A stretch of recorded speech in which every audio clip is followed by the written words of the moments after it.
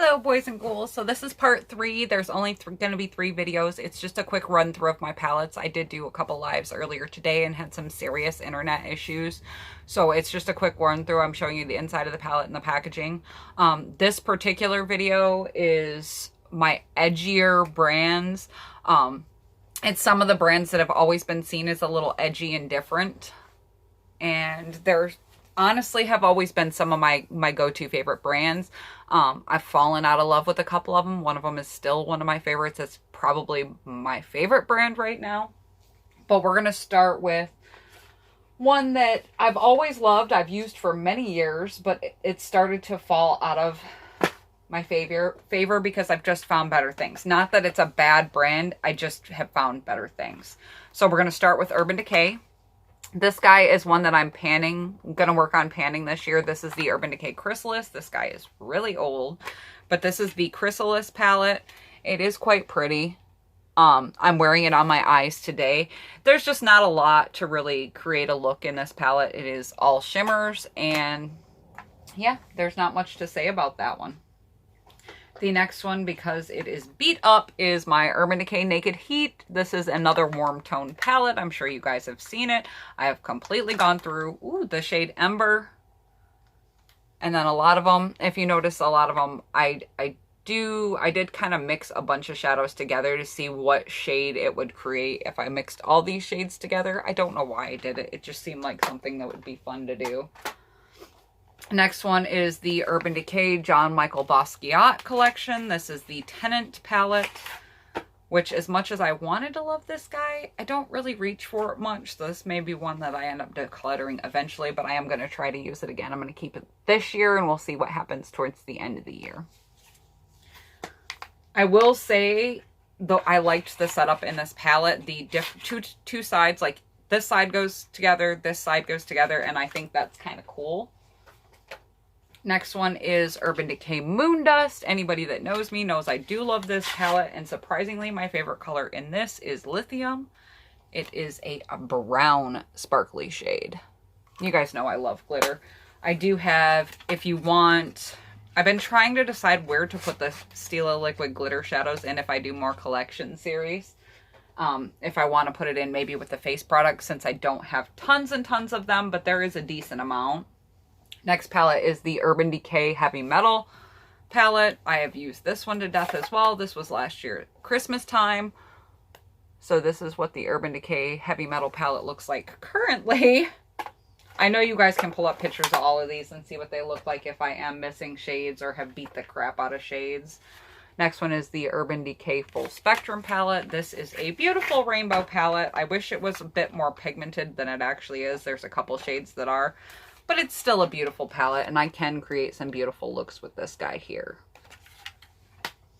And then the last one, and I've said this a couple times today, this is my favorite palette of all time. I'm sad it's discontinued. I wish they'd bring it back or make something else like it. I know why they got rid of it. There was a little tiny bit of controversy with this palette because it's a pressed pigment palette, and this is the Urban Decay Electric. This palette has been my ride or die palette for a very long time. And I say ride or die, and then when you guys look at it, you're going to be like, girl, you haven't even hit pan on any of those. But trust me, I do use this quite often. I guess the pans are just pretty large on it. If you look, like the dip that I have in Gonzo, which is the blue shade in this, it scares me. That's another reason I don't reach for this one as much, for the simple reason that I'm scared I'm going to use this up. And I can't get it anymore, so there's that. Next brand is going to be Kat Von D. We're going to start with the Shade and Light Eye. I guess it's a quad. In Plum, this is perfect for an everyday look. Like, this would be a great palette to have if you want to wear the same look every day to work or school or whatever. It's just 4 shadows. It creates a nice, a very nice look.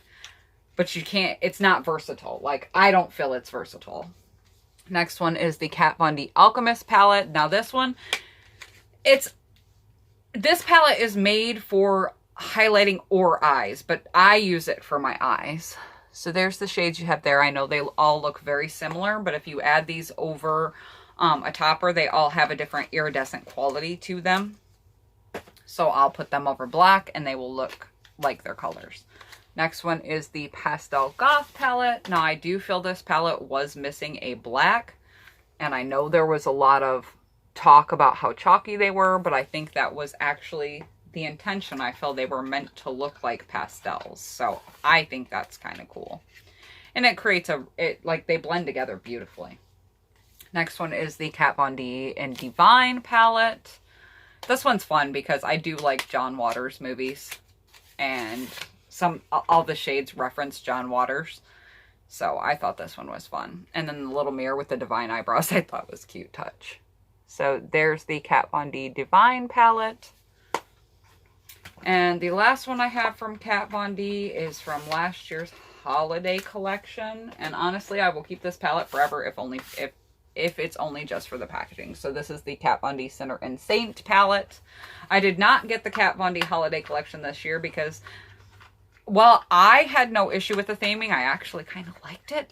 I didn't think there was anything that special about the packaging, where on the other hand, this packaging was beautiful. So there is the inside of the Sinner and Saint palette. We have a wonderful spectrum of colors in this, but I will tell you, I feel Exorcism, which is the purple shade in this palette, sucked. I just did not like it. And then finally, we have my absolute favorite brand of eyeshadow at the moment. I love him. I love this man. I know a lot of people don't like him, but I love Jeffree Star. This is the Androgyny palette, which is the second palette he came out with. I just happened to grab this one first. This was his take on a nude palette. So the top shade is more nude shades, and then the bottom is bolder colors. But I will say in this one, Poison and Swallow do look very similar. But Charm and Military together, beautiful eye look. The next Jeffree Star palette I have is actually the first one he released, which was Beauty Killer. This palette is insane pigmentation. It is a little all over the place for some people, but I've been able to create some really pretty looks with it because I do like blues, purples, pinks. I like those colors together. I like that bold look. So this is the Beauty Killer palette. The next one is the very much coveted, very much loved, and cannot wait for the second version of this palette.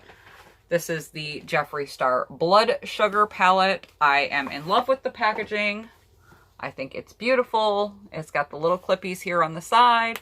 The only thing I don't like about the packaging is that it is kind of hard, like the way it fits in there.